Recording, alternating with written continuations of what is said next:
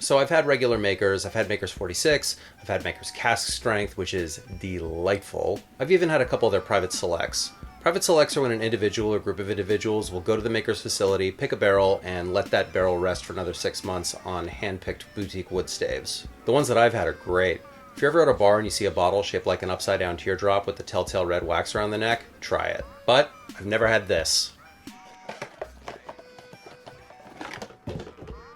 Yes.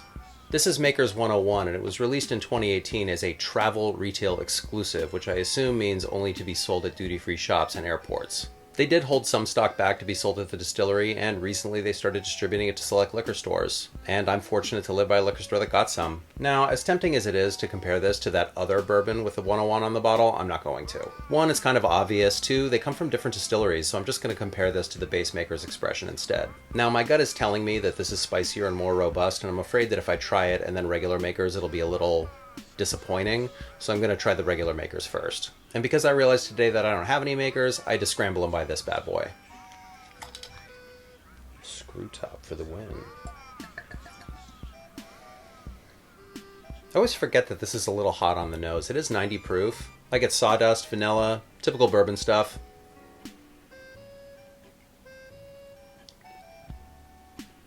Delightful. It's what bourbon's supposed to be. Again, with the vanilla, deep caramel. This is what they call in the biz a wheated bourbon, which means that they take the rye portion of the mash bill and replace it with wheat. This gives you a bourbon with a slightly softer flavor profile. Fancy talk aside, if you're new to bourbon or whiskey in general and you want to try something that's not going to murder your palate, wheated bourbons are a good place to start. Because yeah, this thing is nice and buttery. Now onto the 101.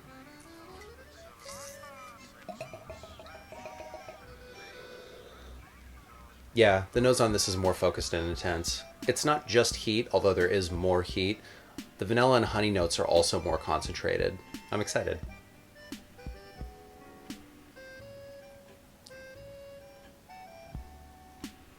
This is very rewarding. Very robust flavors of vanilla and caramel, but they give way to a sort of fruitiness. This is very easy drinking.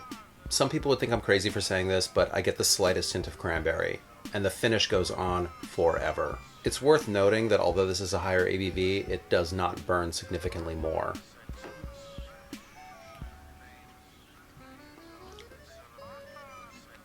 I like regular Makers just fine, but compared to this, it tastes kind of flat.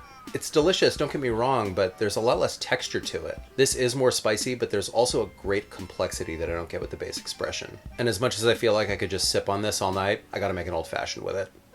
There. Isn't that pretty?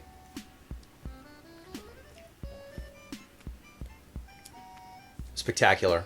So to answer the question, should you get this? Of course you should.